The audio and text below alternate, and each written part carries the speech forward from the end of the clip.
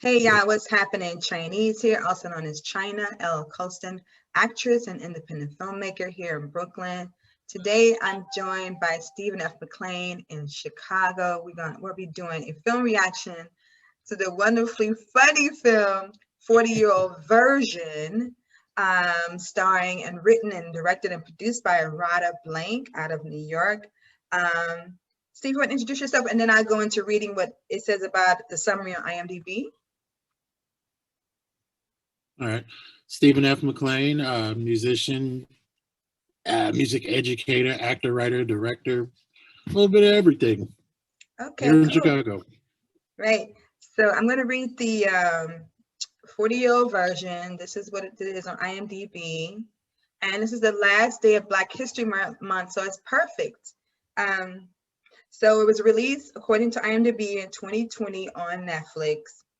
And it's 2 hours and 3 minutes. It's under the genre of comedy and drama. It says, Rada is a down-on-her-luck New York playwright who is desperate for a breakthrough before the age of 40, reinventing herself as a rapper under the name of Rodimus Prime. She vacillates between the worlds of hip hop and theater in order to find her true voice. Now, and I'll also mention the principal characters will be Rada playing herself, playing the character of Rada, Peter Kim as Archie, Oswin Benjamin as Dee, Imani Lewis as Elaine, Huskry Velasquez as Rosa, Antonio Ortiz as Waldo, TJ Antons as Kamal, Reed Birney as Jay Whitman, who's hilarious, and countless other talented people. So it's written and directed by Rada Blank. So Stephen, why did you want to do a film reaction to the 40-year-old version? Because I hadn't seen it before, but I saw the trailer for it. I was like, this is hitting a little too close to home. Let's dive in on this bad boy.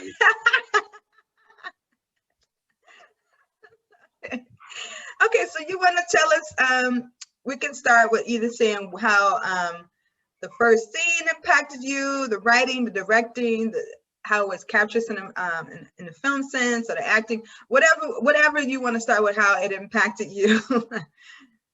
I think for me, it impacted. the first thing that really stood out was the fact that she was a teaching artist. Yeah. And a lot of times as artists, we spend our time between our gigs, between our passions, working as teaching artists. So I was interested in seeing someone else's take on it, see if they had the same experience that I did of being cussed out and all that nonsense. I even worked in the juvenile jail system. Oh. And sometimes when they threaten you, you know that they mean it because they've had a few problems before. So I was interested in seeing what was going to happen, see if there were other teaching artists like that out there like me. And I was pleasantly surprised to see that it was very real. It was very realistic. Okay. According to my experience. Yeah. Okay. So for me, I remember seeing, I want to show y'all the actual photo. This is a movie poster. Some of the imagery is coming up. But I remember seeing a trailer and I was cracking up from the trailer. First of all, I like the fact that it was shot in black and white. You can't go wrong with black and white to me ever, right? It's just win-win. Right. Yeah, and it was set in New York. I like films that are set in New York. No shade to my city, Chicago. There's a lot of classics from out of Chicago, a lot of classics. But I do love the exterior of New York and such. So anyway, it started out with, my favorite hip hop group. She started out the movie with A Tribe Called Quest. I mean, right. I'm like, you gonna get me right there already. But I like that when it opens up with her like tussling and turning. She's kind of bored or like she can't sleep, and she's on the couch just watching TV. I'm like, oh my God, that's so familiar. And next thing you know, she hears this couple being intimate, and they really be getting into it. And I guess it's been a second since she's been intimate with anybody, and she like tunes her ear to the wall, and she's kind of like getting into it, and then they start crying, and she's like, oh man, and she just kind of falls down, and then we come to discover that her mother, she's talking to her mother photograph, and that she is like torn, like she's kind of dissatisfied with her, I guess her artistic life, where we see that we also see, I like that she captured this trophy that she has won 30 under 30, like I guess a playwrights award when she was under 30. Now she's 39, and I guess she hasn't had much, she's kind of don't want to live in the past, but that trophy is reminding her that she hasn't really accomplished much artistically since that award, right? At least what I got from it. And then it's been a second since I've seen the movie, but then what happens next, Steve? No, she gets on the bus. The next day, she gets on the bus to go to teach acting, and I guess in playwriting. I mean, in poetry and acting, all of that to these students. And boy, that classroom scene is so funny. She discusses. You want to take over? Can we talk about the tribulation, the trials and tribulations of riding a bus? Oh yes, go ahead. Oh my God, it was like first the bus was late, and then it's just she tried to get on, she was running late, and then the people in the wheelchairs would come in, and she's like, look, I'm going late, can we go? And then the bus driver was like, look, she don't want to help the handicapped people. She's like, that's not what I'm saying, I'm just trying to get to work, I'm trying to get to where I'm going. Because, you know, and I completely understand that. I detest being late. Oh, I can't stand being late. I hate being late. Like I hate liars and racism. Oh, wow. It's horrible. I'd rather be 2 hours early than 30 seconds late. Wow. Oh, I wish I had that. So I was feeling her pain. Because I'm the opposite. I hate being late, but I'm always on some like, well, I don't have any hair, so it's going to take and then look up and it's 20 minutes. So go ahead, Steve, please. Right. And so then when she gets to the school, mayhem. And they are losing it. It's a handful. I was sitting there watching it like, yes, this is exactly how it would go. Where you're questioning your life choices, like I'm beyond this. How did I? Yes. Why am I here? Why am I here? And you know, and then to piggyback on her, what she was thinking, you know, she had all this potential, 30 under 30, and you know, and she was thinking that she was falling under this timeline and these expectations of what success would be, and it's going to happen by this time, and I'm going to be here by this time. By the time I'm 39, I'm going to be, you know, I'm going to have thousands of plays on Broadway, and I'm going to be getting paid out the wazoo because of my plays. And of course it's going to happen that way, and then it doesn't happen that way, and you're like, am I a failure? You know, and you're grappling with that because you're trying to base your timeline on somebody else's timeline. And then the closer you get to 40 or beyond, you realize that it's going to be my time when I'm ready, when it happens when it's supposed to. Yes. And that's a great way for me to segue, because that is ultimately what she comes to discover, right? I like that it doesn't happen right away, right? That understanding doesn't come right away, and we get to have fun on the journey of her getting to that understanding, right? So I love that. What's funny is like first of all, I love those scenes when it's an adult and teenagers. I never go tired of those scenes, because you know they're gonna be funny. They are. Teenagers is just funny, and we were funny as teenagers. So, but I love how she's like, okay, so what do you guys want to what play should you know? What play do we want to? What kind of play do y'all want to do? Put on? They were like, all the teenagers brought up things about dealing with sex. What if his penis is cut off? What if you have sex with a white woman and you die? She's like, can we do plays that don't involve genitalia and nobody dies? And Why Right. is that political? Sleeping with a what? I mean, it was so. Wait, the young girl who did the poem Yeah. about the clitoris, Right. was like Right. priceless, Steve. Right. I mean, and then also as that scene progressed, they decided on I forgot how it ended, but I know the next scene she was just like calling her manager, her agent, Archie, who's also her high school classmate. Yeah. She's like, please get me a show. I need to get a show going. And she's like, before I have sex with one of these students. She was joking, of course. But, Right. you know, because one of the students was like 19, and he'll be 20. Right. And she had a drought for a second. So that was funny. But ultimately, she was torn because she had like a contract with a local black-owned theater. Steve, yo, that scene is the funniest scene. It's funny to me because when we come to that theater, there's like this rapper. She's a famous rapper on stage, rehearsing her, I guess, one woman show. Right. And the director's all intense.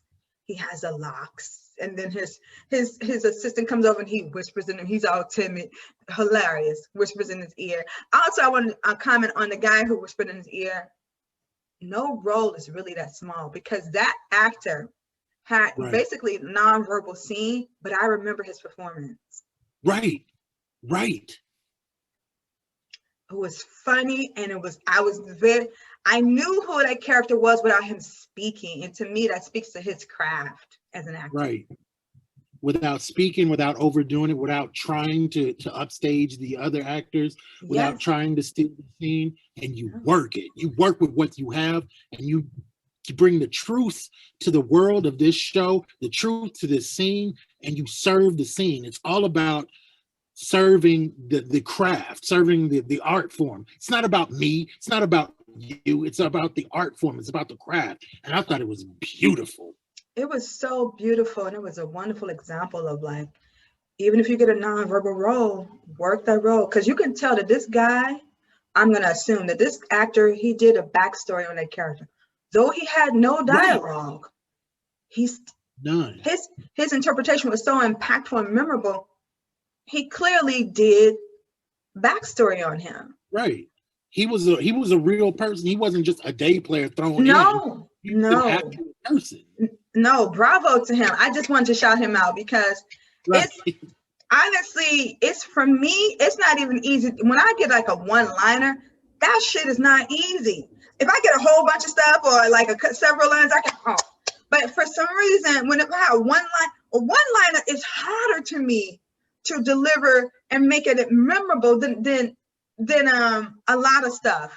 Right. I don't know, it's weird, but I just wanted to shout out that actor. I got to find him on here because he was so funny. But anyway, going to the actor who played the director. Bravo to him too. Bravo, because he plays such a highfalutin, barely making money off his theater company dude. Right. So he whispers to him, okay, I guess Rada wants to meet with you, right? Because they're producing Rada's play, and it's a Black-owned theater company, have limited resources and such, but they've been around for some time. We go to his office, and he, like Rada, has received a trophy for his playwright, but from like 10, 20 years ago, right? So he may be still living in that shine. And she's like, I just want to know if it's possible if I can earn a little bit more money where I can actually pay rent. I know that the Black theaters get limited resources, and he had an attitude. Right. And he didn't even speak. He just walked over to his altar, his ancestor altar, and tapped to see for her to sit down. And she came over, and when she was kneeling, her knees started cracking, and I was done. I was on the floor, and she was apologizing. This is so funny. And then he began his prayer. Right. And he was holier than thou. And and he basically trying to chastise her through his prayer. So it wasn't really a genuine prayer. You shouldn't be chastising anybody. Right. But basically, like, it's not about commerce, it's about community. And she said, "Are you sure? Because I think my Aunt Jackie or Sheila, whatever, with Sharon would want me to make money. Steve, yo, take over." About that scene. I just thought and the music was hilarious too. Go ahead. Right. I thought it was hilarious too, but it was also annoying because we know people like that.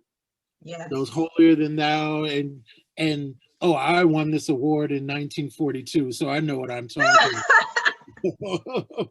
I studied at such and such and such and such, blah, blah, blah, blah, blah. And they think they have something over on you because, something they did 1,000 years ago. And it was hilarious and it was annoying, but it was very realistic.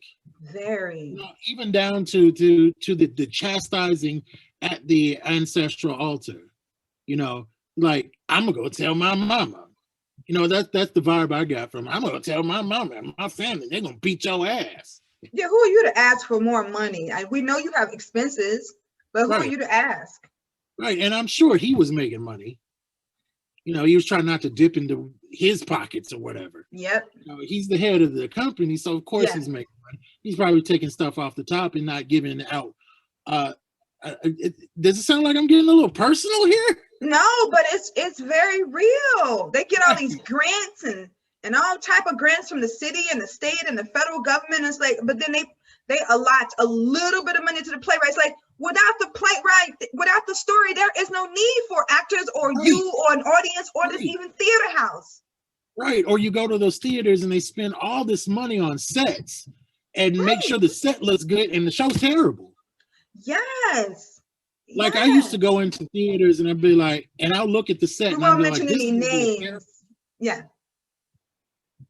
And you look at the set and you're like, if it's going to be a terrible show, if it's going to be a great show, just by looking at the set. And if the set is immaculate and well done, they spent all this money and all this time on the set and making it look good. And they spent no time on direction or acting or any of that stuff or the writing. And so it's going to be terrible. Yep. I so agree. And I just, the idea that he had I love the music she used. Yo, that was hilarious. Oh my God. Steve, I would literally rewind that scene just to hear the music and die laughing, just to hear the music, because there was this air of, like, you're coming to the Block Theater and like, man, sit down somewhere. You know what I'm saying? But it's just, he was so highfalutin. And but having the image of being earthy, like with the ancestors, but you ain't earthy. You're not acting down to earth. You acting mad highfalutin. So he had the locks going, and don't have locks too, because that means you're really even more spiritual than somebody without locks. God forbid. So, so to me, she was kind of mocking those who act like that. Not all of those, but those who do have that kind of mindset. So I just love that you threw that scene in. But I also too do appreciate too that. It is true that a lot of times Black-owned theater companies are underfunded, right? They don't get the same resource of allocation as other non-Black-owned theaters. That's B100, right? So everybody's guilty. Both the Black theater companies, sometimes they don't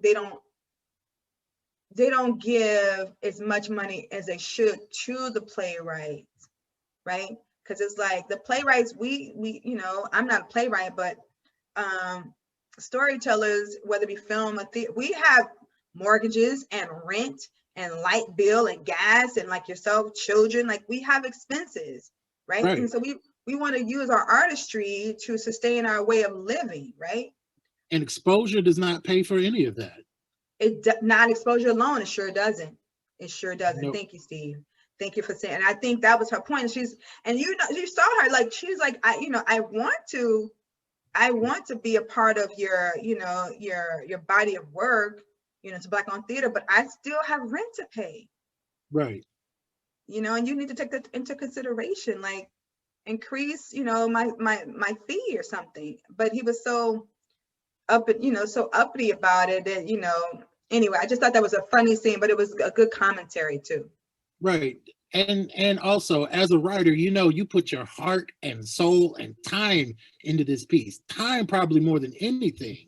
You know, it doesn't just happen overnight or whatever. No. Even if you come up with a scene that's really quick, boom, this goes. It does not manifest into the whole work immediately. No. It is an investment, and the artist should be paid for that.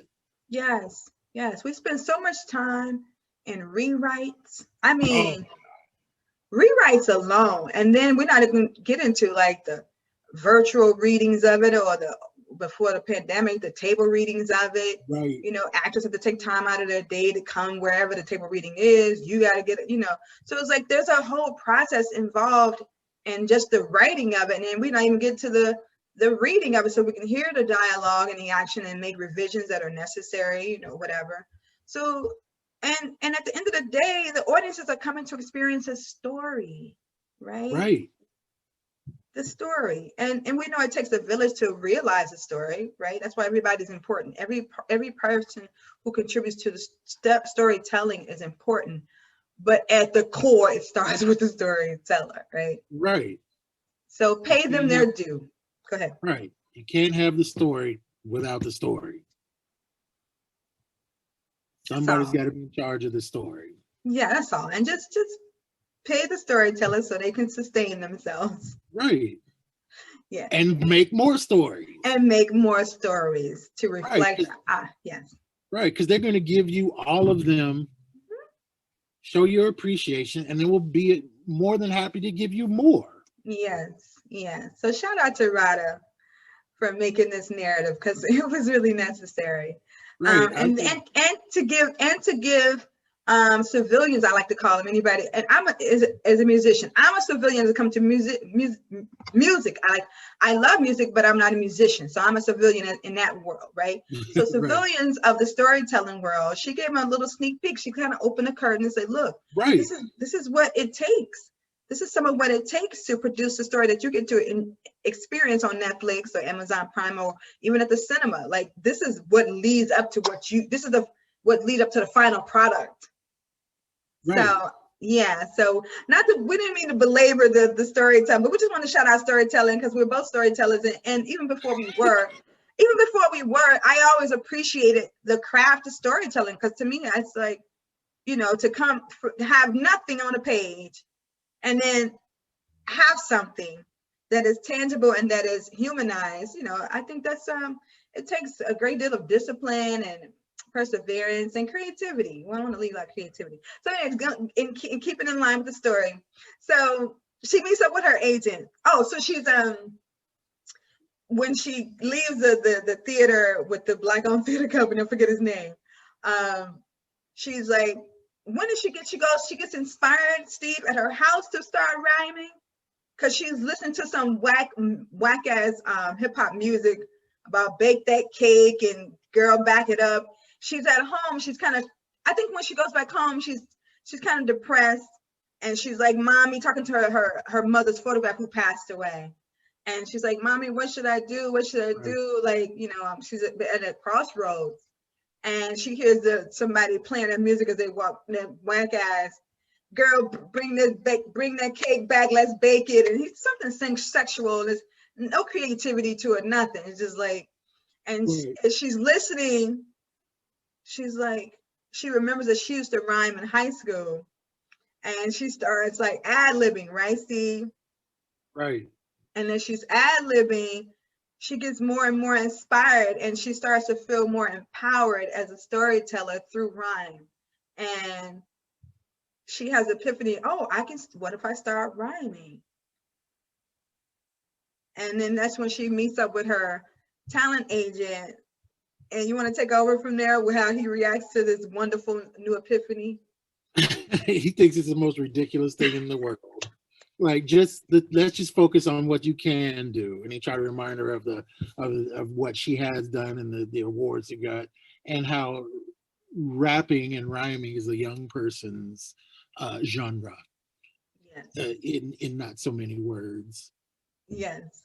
Yeah. You know, and at first I was like, yeah, I kind of agree with that. Let's just focus on what we do, what we spent our time doing. You know, let's focus on that. Let's put this rap thing to the side, because it's easy to say you're a rapper and not really be able to do it, because everybody thinks they can rhyme, everybody thinks they can rap, and it's a whole skill set That's on storytelling its own. too. Yeah. Right.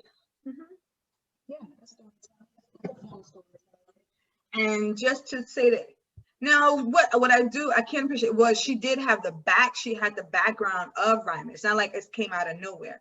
She had a history of knowing how to freestyle, right? Rhyme in Right. high school, but she's like 20 some years later. So Right. then, and she goes to a studio. I was expecting much failure. Yes. Well, I'll have to say her agent says, like, I'm going to get you a meeting. Let's meet me down at this, I guess the kind of theater opening. Well, Mr. Whitman, who owns like the Goodman, let's say the Goodman Theater, like he owns the Goodman Theater. He's artistic director for Goodman Theater. And it's not the Goodman Theater, folks. I'm just using an example. And maybe you can talk to him about possibly producing your play or doing a workshop of your play. But she said, but Archie, but this rhyme, he's like, oh, yeah, listen. When she's like, I want to do something with hip hop. And he said, do what to it? Yo, I was done. That reaction, do what to it? I was done. Oh, her writing is so funny and clever. Right. But she does go to a studio. She does follow through and go to a studio or to this guy's house where you can record a hip hop song or demo or whatever. And when she meets up, when she's like she can be everybody's mother. And she's like, I'm here, I want some beats. And he's like, for what? She's like, to rhyme. He's like, oh, what? Yeah. And he's like, what do you go by? What do you mean? What's your name? What's your rap? He's all impatient with her. She's like, Rodimus Prime. It was like a question. Right. He was like, oh, like yeah, whatever. And so she started, and so the guy who creates the beats, he's very like quiet, reserved, Steve, right? Steve is very laid back because he kind of reminded me of you. Like you're more social, you're nicer, but he was young too. He's like 25, so he was kind of quiet and just. I think he's more of an observer than a talker. Right. So she gets over there, and so she's waiting because other guys are rhyming on a mic, and she sits down. And she falls asleep and she wakes up and everybody's gone. Even the guy who creates the beats is gone. You want to take over, Steve, from how she reacts to that? Right. And she's upset. She's like, what the hell's going on? It's like, fuck it. I got to be at work in the morning. I'm going to go. And then she's going out and she leaves and there's nobody there. She's like, fuck, I'm out here by myself. Now I got to get to the train.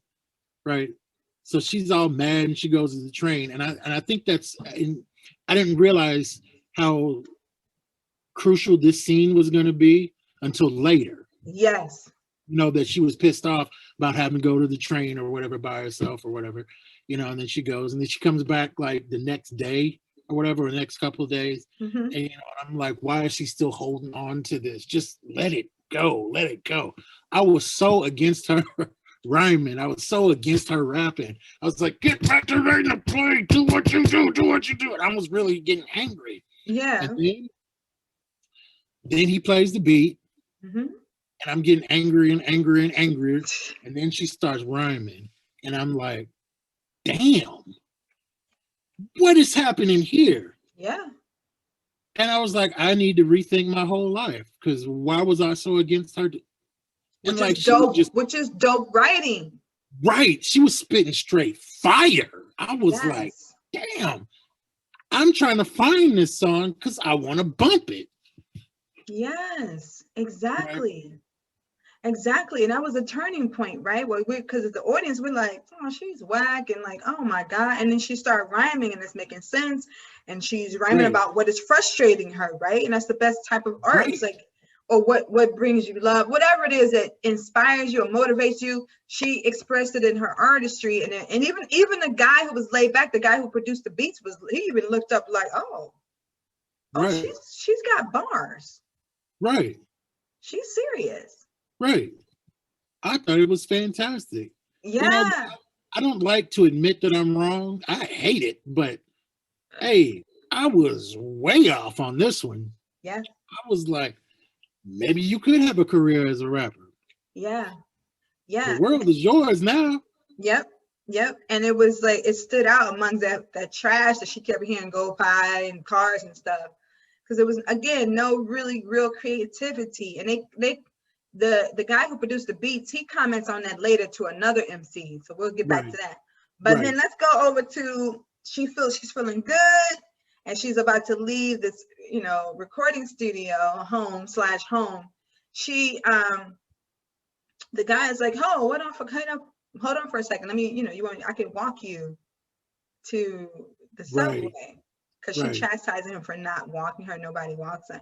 He's like, actually, I did walk behind you. I made sure you got on the train safe. Right. He detailed everything she did. He's like, no, it's more like you waited like 5 minutes and then you had a cigarette and then you did, and I watched you get on the train. And she was like, oh. And I was like, that was some man shit. Right. I was like, somebody always had your back. You may not know it, but somebody's got your back. And I was like, I feel that because I've been that guy. You know, when somebody thought they were all alone, I was right there watching their back, just making sure. Oh, wow. Done that. Wow, that's a really good point. I never even thought about that. But because when she did bring up that point to him, I was like, that's true. It's like, that is not cool. Like, nobody said, miss, you want us to, not like she's a child, but just on a safety tip. Like, you know, we'll walk you. And she's like, nobody, you know. But I love how he was redeemed when he's like, no, in fact, I did watch you. Right. Yes. So that was great. Again, great writing. Right. I was like, he's my favorite character now. Yeah. And he's so laid back. I just love he was so laid back. And then, so let's get to this doggone theater party when she meets Jay Whitman. Let's just say I'm the Goodman artistic director. And this white dude is hilarious. We find out that, first of all, before she connects with him, we find out that Rada is on a diet. She's trying to lose weight. And so she's eating really healthy things that don't make her breath smell so fresh, so apple fresh. Right. And her talent agent speaks upon that and that gets a good laugh out of that. But then she's like, she's like, what am I going to do? What's a white old man going to help? How are you going to help my play, you know, progress? And he's like, just what you want, you know, your play produced at this leaky water, a black-owned theater and get very little money. She's like, fine. So she goes over there and she talks to him, and he is very somewhat patronizing. Like, I read your play and it doesn't seem like somebody black wrote it. Right. And she's like, so offended that he would make such a statement about her work, and she's clearly black. And I guess he was trying to suggest there's no stereotypes of what he deemed a part of the black experience. And so she was offended. You want to take over, Steve, how that scene impacted you? It really upset me because I'll be talking several times about my old agent when I was first here, because a lot of times agents and producers who are white, when they're dealing with black works, they're expecting the stereotypes, the fighting. They don't want anything that's realistic. They want caricatures.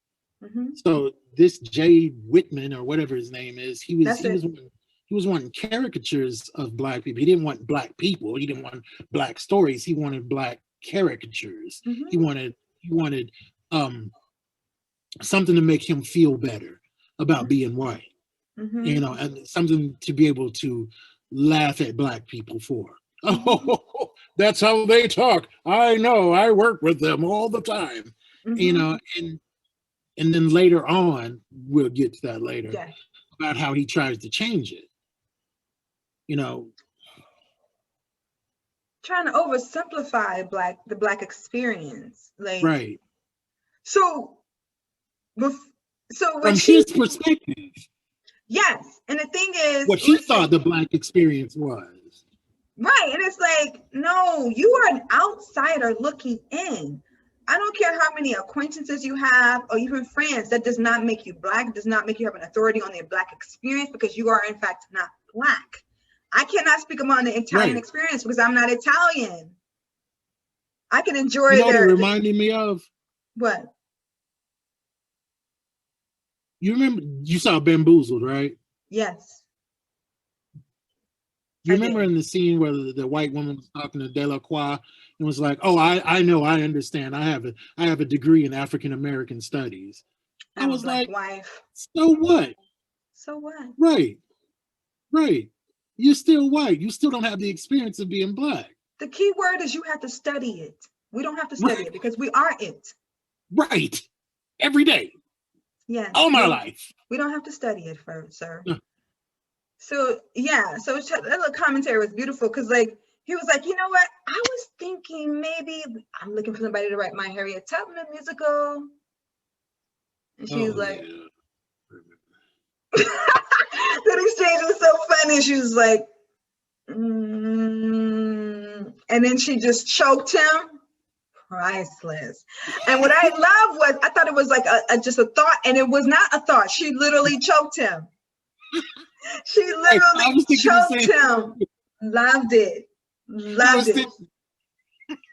I thought it was one of those things where you go into the character's mind and then you flash back out and you're like, I'm not going to do that, but she was choking. She choked him. He was like, oh my God, that scene was so funny. And she Right. said, I saw an interview of her and she was saying how people were telling her she was doing, I guess the rewrites, you should make it a thought. Like you and I were saying. She's like, no, we always do that. We always see it as a thought. No, I Right. want her to really choke this dude. Right. And I'm Choking. so glad that she stood. And sometimes, again, as writers, we have to stay. We get constructive feedback, right? A lot of times it's very constructive. But sometimes we have to say, nah, I got to stick with this vision. It'll work. Trust me. It's going to work. And even if it doesn't, I can say that's the vision I wanted. Right. It's just because it's different doesn't mean that it Yes, won't work. exactly. So I just love that she choked him out. He didn't see that coming. I thought that was Right. hilarious. And she really represented so many Black writers who get this ridiculous like feedback that doesn't serve the story at all. Nothing. Or suggesting ideas is like, what does that have to do with the price of eggs? What do you no. And I don't care if you holding a purse. I'm not acquiescing to that idea. I don't care. If that means I gotta wait, then that's what it is.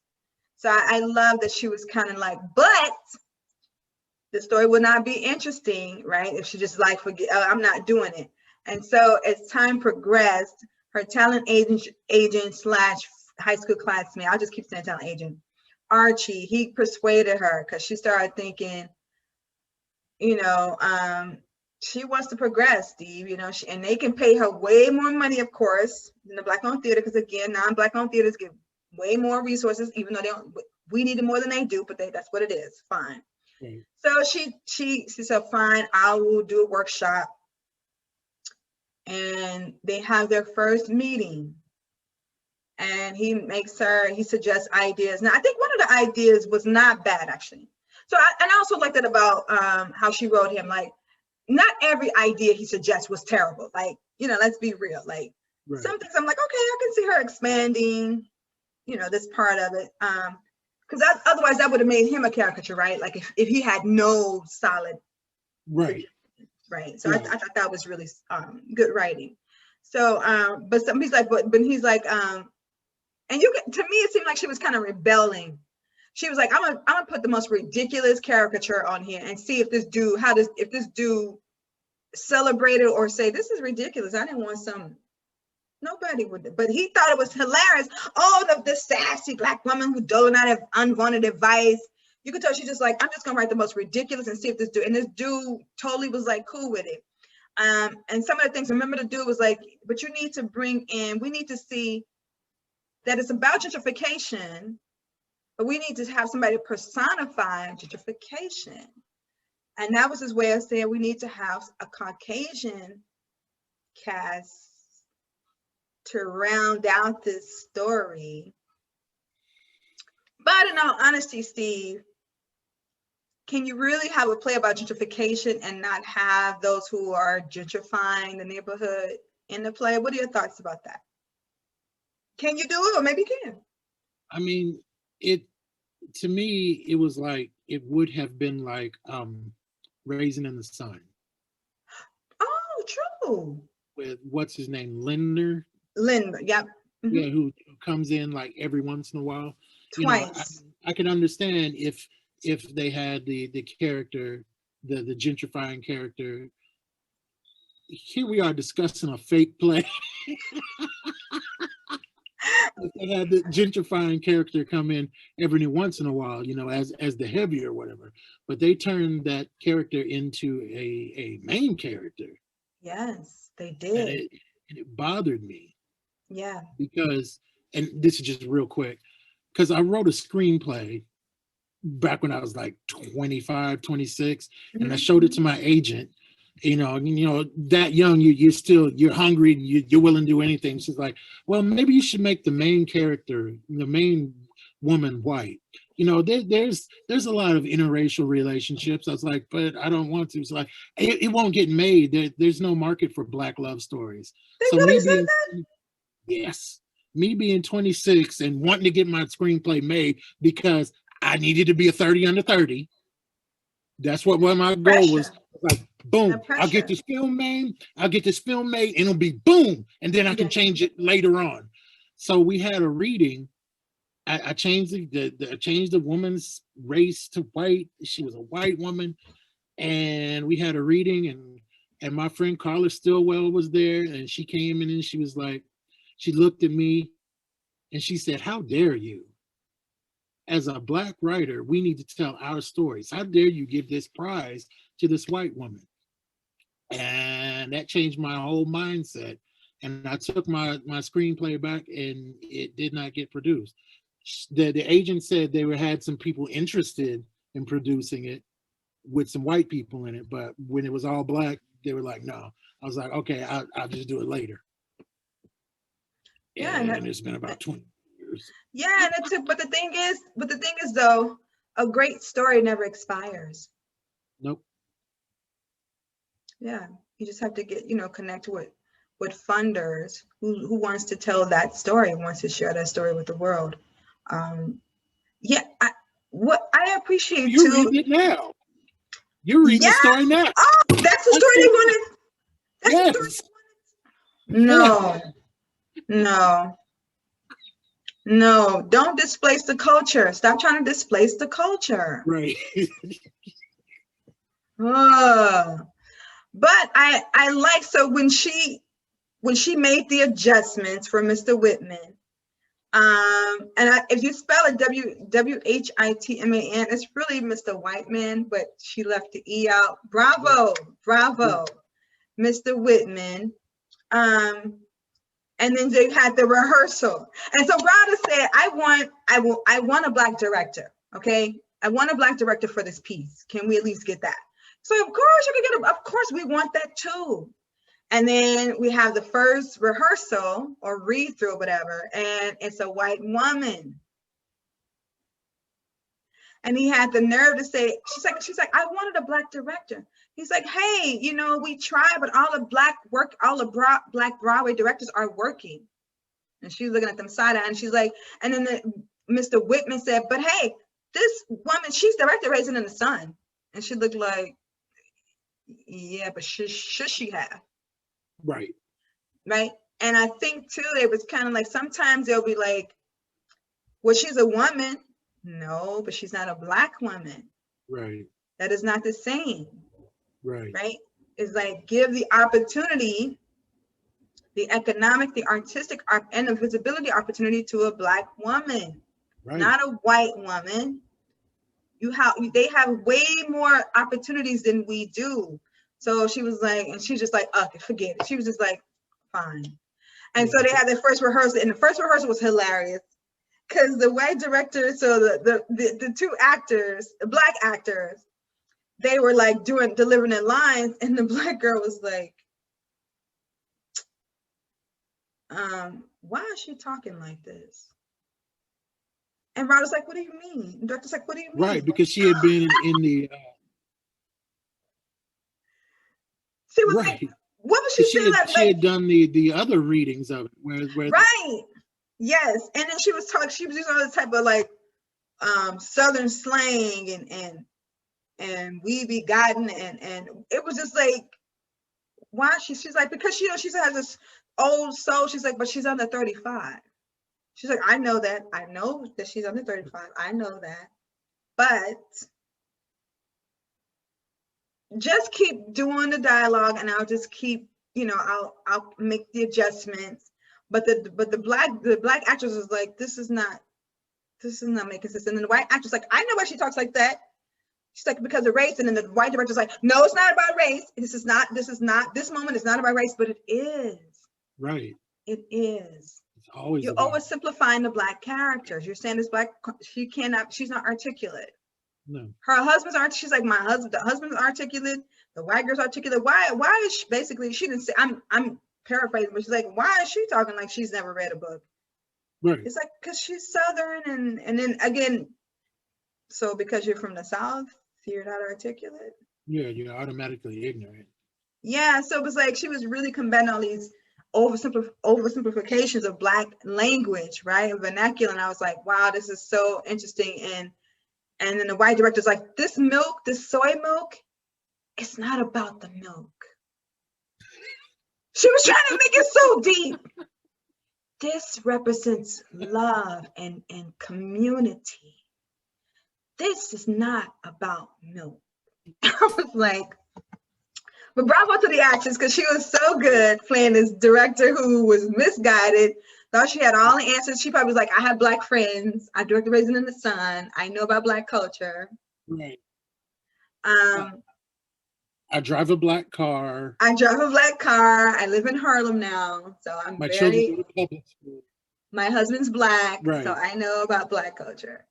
But right. Then right. You have those too. And my spouse is black, so that automatically makes me black by default because I have biracial children. So that means no, it doesn't. It means right. You're white with biracial children. That's what that means.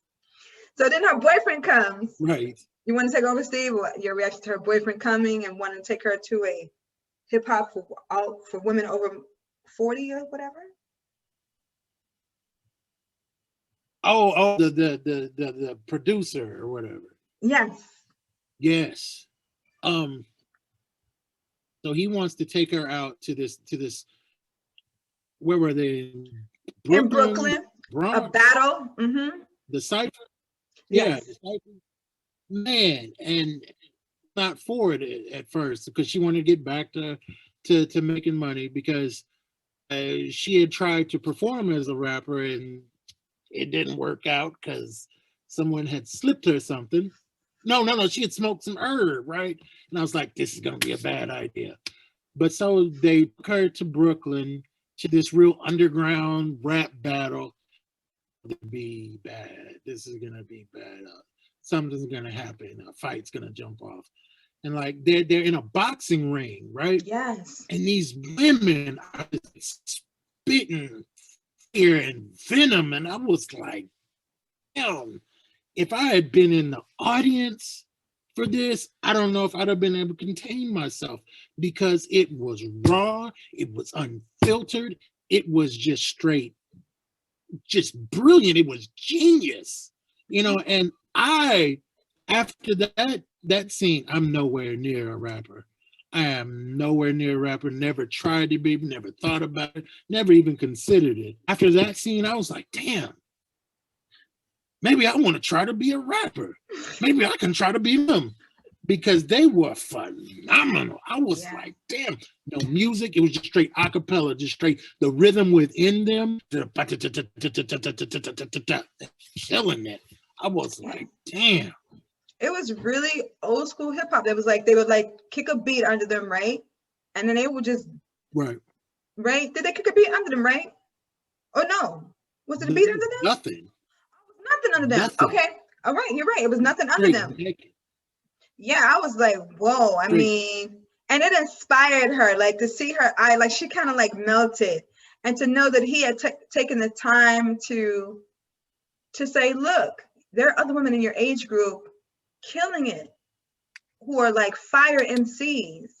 So don't be ashamed, you know, about you wanting to pursue this, because other women are doing it and doing it well, you know. Right. And you can tell that he respected the art form, because that was not his strength. His strength was making beats. And I thought that was such a Right. lovely, to me, Steve, that was really a scene of an expression of love. Right. Because when you take into account something that someone is passionate about, and you take out the time to find something to encourage them, to inspire them, and to reflect the best, because you know the best is in them. I thought that was a really lovely touch, to show that Right. at minimum, he cared for her, he respected her.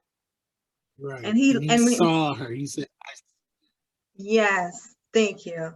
And when she was smiling and he was looking at her while she was smiling in admiration of those women's artistry, it was just a warm scene. right. It was, yeah. And I love the ramifications that scene had for her. What do you How it mean? ignited this fire within her. Oh, How it ignited within her. And when the play got produced, yes. when it opened,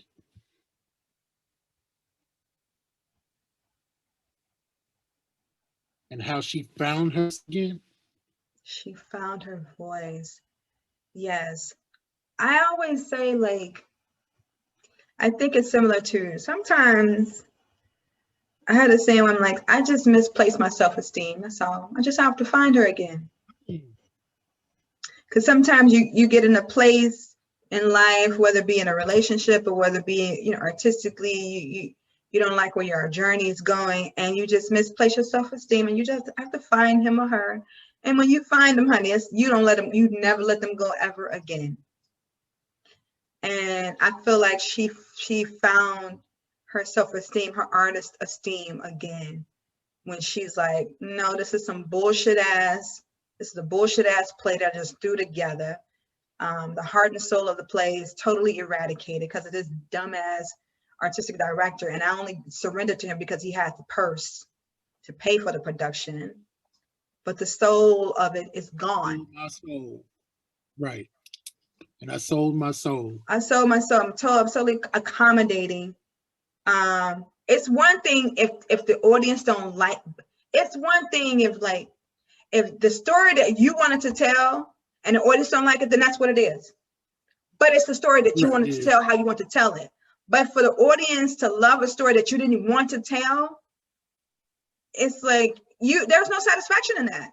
People, you can get, because she got like a standing ovation, and it was a big so what? Like this, that's not the heart and soul of my story is gone. Who cares? I don't care anyway. And also, I don't know if she was commenting on how many people are satisfied with the oversimplification of Black people, of Black storytelling, because everybody was so happy with that story, and she was looking like, this is garbage. This is bullshit. Y'all think this is fire? This is not fire. So we definitely gave a lot of spoilers. But I have to sorry folks, but I mean the movie has been on Netflix for the longest, but I have to say that I loved, what did you like about her full journey, Steve, the Rada's journey in this story? I enjoyed it. And I think the reason I enjoyed it is because I felt a kinship with it, because she is me. Aside from the rap career, you know, I had a lot of potential before I was 30, and then some things happened, and I'm a little older than that. And now I'm at the place where I'm having to find myself again. So, you know, I found it to be right on time. I found it to be exactly what I needed right when I needed. I'm trying not to say inspirational, but it was exactly what I needed to see to let me know that I can still do what I want to do. Yes. I love that. Okay, so it impacted me in a way that I love the humor of it. I love seeing a character who has a similar, even different story from mine, but I like that some of her journey was parallel to mine, feeling the pressure of, oh, I'm getting more mature and I haven't reached fame or a level of success that some are probably like, why aren't you successful? Why aren't you on this? But it's like her journey was like she was, she wrestled with her artistic esteem or self-esteem throughout this journey, like doubting her own abilities, doubting the timeline of her accomplishments and things like that. And rediscovering the rapper in herself, which ignited this joy and passion in her. I appreciated that. I appreciated that she had a new extended family, which was the beat producer, who's like, no, I respect what you're doing. I came to respect your artistry as an MC. I like how you think. I like how you communicate. I'm going to challenge you when I think your play is bullshit. From what I heard, I'm going to challenge you. But she also she just grew, and she gradually came into her own. She gradually came back to herself. And I think she needed that experience to say, I will never compromise my art for the purse ever again. I've been poor all this time, and a couple more years of being poor won't kill me. As long as I have the basics, and at the core is like, I want to be able to sleep at night, and I want to tell the story I want to tell the way I want to tell it. Of course, you can make some compromises, as long as it doesn't kill the soul of the story, then yeah, you make the adjustments. And I like that she came to, now she was 40 and he was 25, 26. So that was an interesting, like, in my maturity, I'm like, okay, he grown. But if I was at that age or younger, I would have been like, no way would I date somebody 14 years younger. No way. What are we going to talk about? But you came to discover he had a maturity about him. And for the sake of the fiction, I rock with it. Right. In real life, I'd be like, side eye. But again, you grown. He's 26. You do you. But in this fiction world, I was like, I could kind of see them vibing. Right. I don't know if it's going to be long term, because he may want children, and not that you can't have a child at 40, but it's going to be a lot more stress on your body at 40 as opposed to like 30, right? So they may come across that unless he's a gentleman who doesn't want to procreate and have a legacy or whatever. So at least a genetic legacy. So I just loved her journey. I loved that it's full of humor. It was a very balanced story to me. Very balanced. I agree. Yeah. Yeah, it was such a delight. And I was a repeat watcher, but I'm a repeat watcher anyway. If I love, especially right. And too, Steve, like to see a contemporary, I'm always watching old school movies because there are not a lot of new school movies that I like, quite frankly. I mean, that's why I'm always revisiting. Sorry. But this was a modern film, and it just had me engaged the whole time. And I also made fun of people being 40 and like, basically you just should throw in a towel. If you haven't met like societal success at 40, then what are you doing? Right, you yourself. Are you dragging your feet? What's going on? Right. And then you have to determine what is success to you. Yes. Yeah, you can allow like your family, your friends, your acquaintances to say, well, this is what success is to me. No. Am I steadily working? Is my art impacting people in a optimistic way? Yes. Is the audience small? Am I exactly?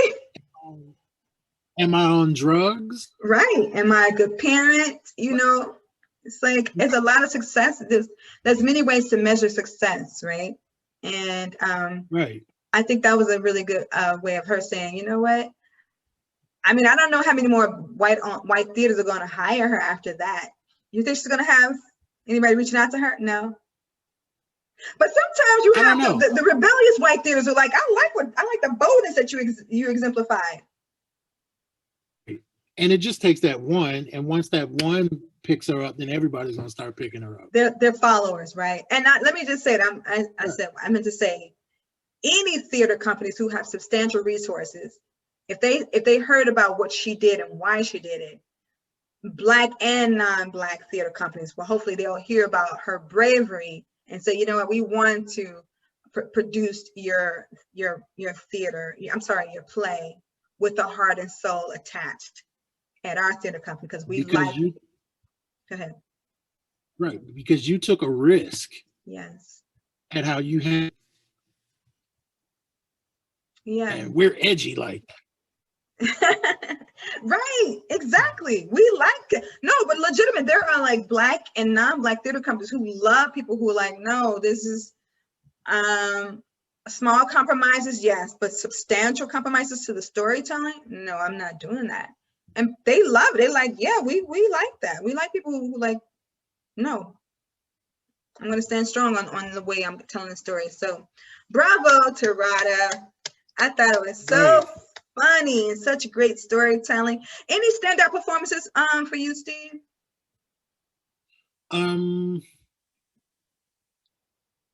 Some of the teenagers, actually. Yeah. Yeah, the two girls. Yes. You know, the one who was fully out, and then the one who was the what was her name? Lisa?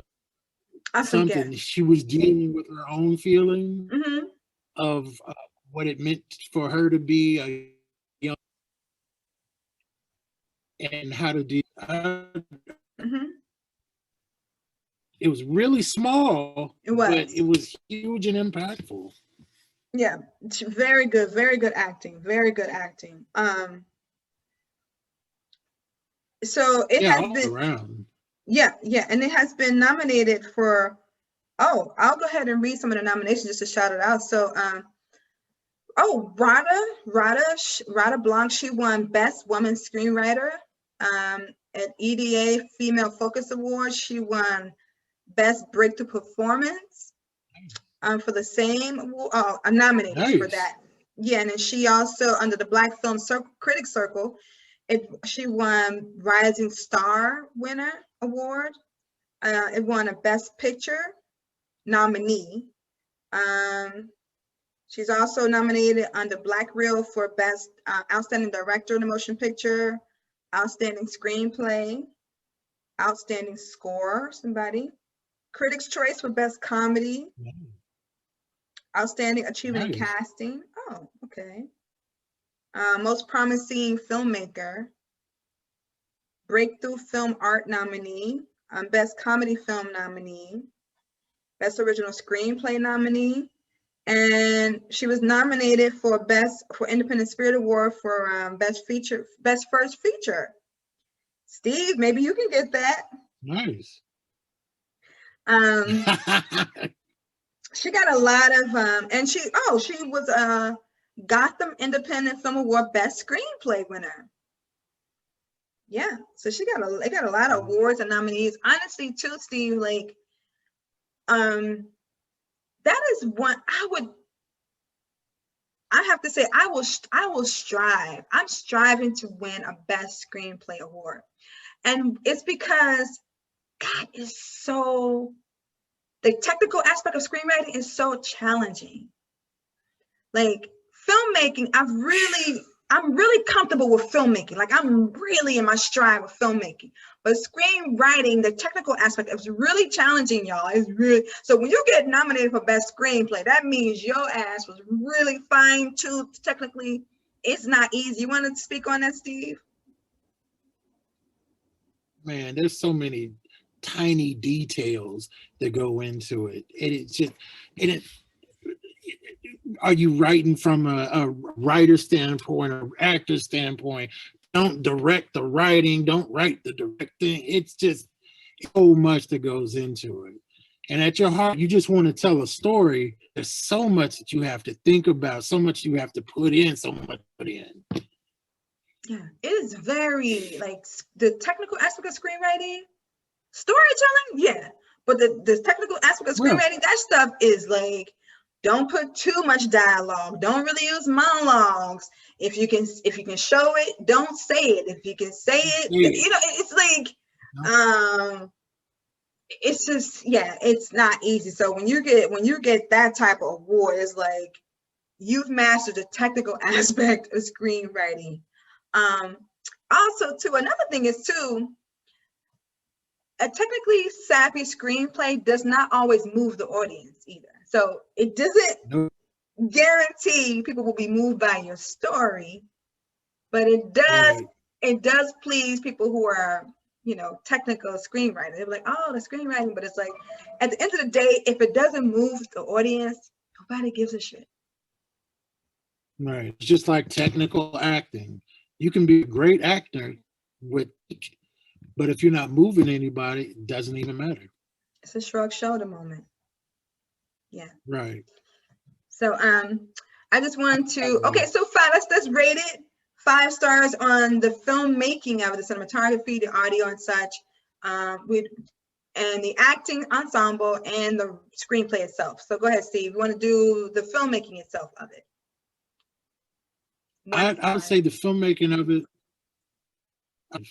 I give it a solid 5 on the filmmaking, all the technical aspects, the cinematography, all of the direction, finding the humor and the truth in each scene, in the world, exposing everyone to this world.